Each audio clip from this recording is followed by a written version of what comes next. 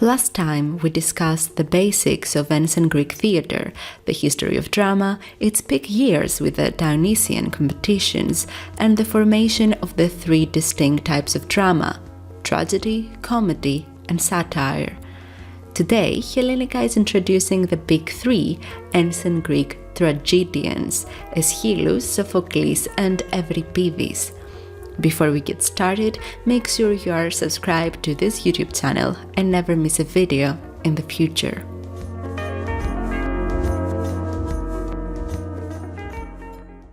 Our understanding of the earliest Greek tragedies comes from Aeschylus.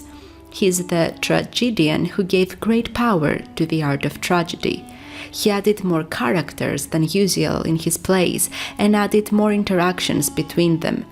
He basically introduced the theatrical dialogues and the concept of the protagonist and deuteragonist, the second actor.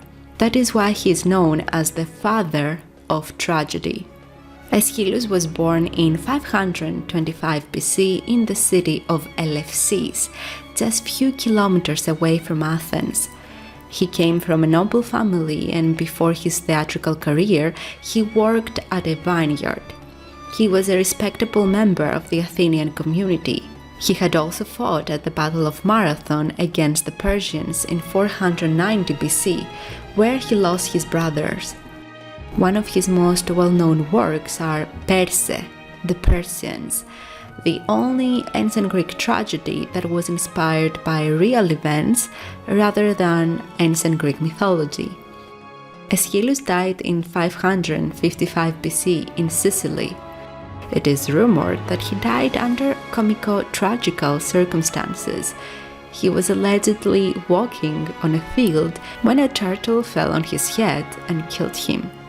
According to the story, an eagle had caught the turtle and dropped it on the ground to break its shell, a technique that eagles often use to eat their prey.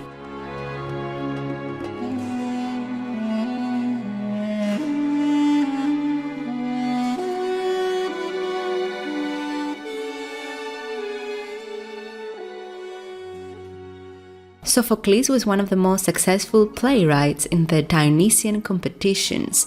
He won 24 out of the 30 theatrical competitions he participated in. He is attributed with adding a third actor on stage and reducing the importance of the chorus, the dancing choir, in the plot. The plays now started to resemble more the theatrical plays we watch today. The Greek dramatist was born in 497 BC in Kolonos, in the outskirts of Athens.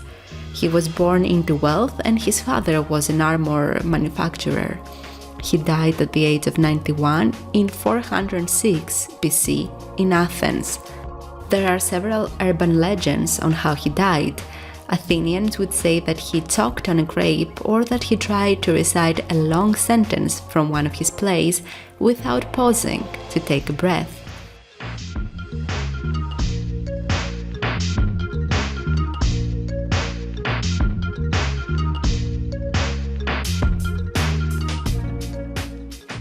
Euripides is now one of the greatest ancient Greek tragedians, but he needed time and hard work to be recognized as such. He was the youngest of the big three and the one who was ridiculed the most at the start of his career. He was the target of the father of comedy, Aristophanes. The tragedian is attributed with many theatrical innovations. He represented mythical heroes as ordinary people. The audience could identify with their suffering. He shocked his colleagues with how he represented women as humans with real and complicated personalities. Women were as virtuous as men, if not more.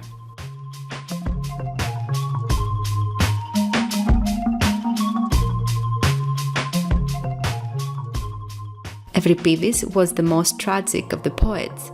He cared for the misunderstood and the misfits more than he cared for the war heroes. He died in 406 BC at the age of 74 in the Greek kingdom of Macedonia. Some say he was struck by lightning. Others that the cold winter in the northern part of Greece were to blame.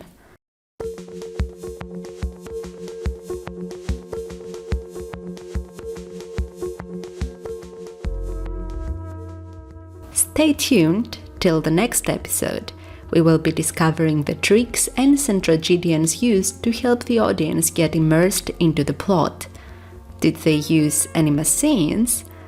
If you enjoyed this video, feel free to comment and like.